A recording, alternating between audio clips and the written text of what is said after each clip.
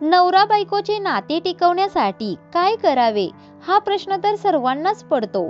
तर रामायण मधील राम आणि सीता यांच्या नात्याचे रहस्य एकदा ऐकाच आणि राम आणि सीता यांच्याकडून नवरा बायकोचे नाते कसे टिकवावे ते आपण पाहूया.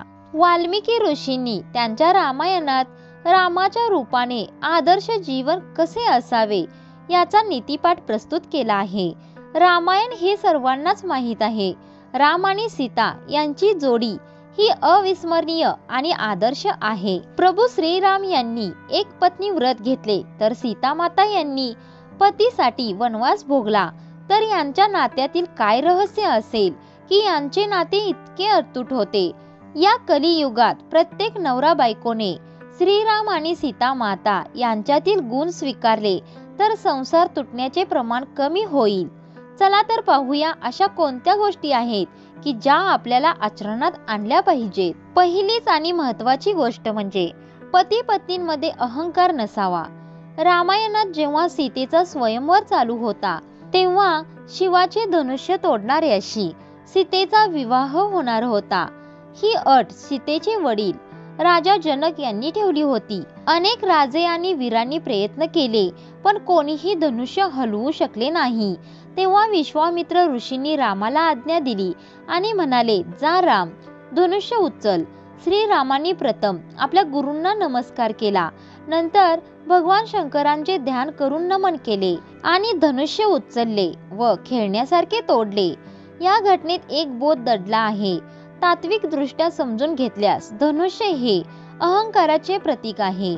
जोपर्यंत आपल्यात अहंकार आहे तोपर्यंत आपण आपलं आयुष्य कुणासोबत घालवू शकत नाही.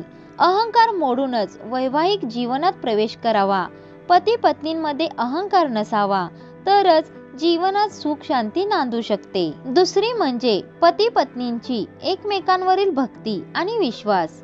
प्रभू श्रीरामांना वनवासात जावे लागले आणि सीतेने वनवासात त्यांच्या सोबत येऊ नये अशी त्यांची इच्छा होती. सीतेने आई कौशल्यासोबत अयोध्येत राहावे अशी त्यांची इच्छा होती. तसेच सीतेने जाऊ नये अशी कौशल्या मातेचीही इच्छा होती. परंतु सीता मातेला श्रीरामांसोबत वनवासात जायचे होते. श्रीरामांनी सीतेला समजावून सांगितले की वनात अनेक प्रकारच्या दुःखांना सामोरे जावे लागेल. भयंकर राक्षस असतील, साप असतील, जंगलातील ऊन, थंडी, पाऊस हे सर्व भयंकर असेल. अनेक प्रकारच्या अडचणींना सामोरे जावे लागेल. राजकन्येला या सर्व संकटांना सामना करणे शक्य नाही. श्रीरामांनी खूप समजावले पण सीतेने श्रीराम आणि माता कौशल्या यांच्याजवळ आपले वनवासात जाण्याचे म्हणणे मांडले आणि श्रीरामांसोबत वनवासात गेली. सीतेने श्रीरामांप्रती भक्तीची आणि विश्वासाची भावना दाखवली आणि तीही आपल्या पतीसोबत वनवासाला गेली. या समर्पणाच्या भावनेमुळे श्रीराम आणि सीता यांचे वैवाहिक जीवन दिव्य मानले जाते. पती पत्नींमध्ये समर्पणाच्या भावनेनेच प्रेम टिकून राहते. तिसरी गोष्ट म्हणजे पती पत्नीने एकमेकांना समजून घेतले पाहिजे. श्रीराम, लक्ष्मण, सीता यांना वनवासात जाताना गंगा नदी पार करावी लागली.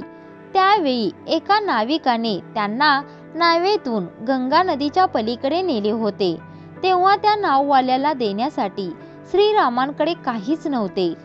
अशा परिस्थितीत जेव्हा सीतेने श्रीरामांच्या चेहऱ्यावर संकोचाचे भाव पाहिले तेव्हा सीतेला ताबडतोब आपली अंगठी काढून नाविकाला भेट म्हणून द्यायची इच्छा झाली.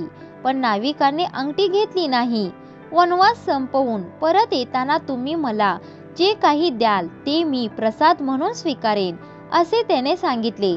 यातून असा बोध मिळतो की प्रत्येक परिस्थितीत पती पत्नीने एकमेकांना समजावून घेतले पाहिजे. कोणत्याही प्रकारची परिस्थिती नवऱ्यावर आली तर पत्नीने समजावून घेतलं पाहिजे आणि पत्नीवर कोणतीही वाईट वेळ आली तर पतीने तिला योग्य प्रकारे साथ दिली पाहिजे.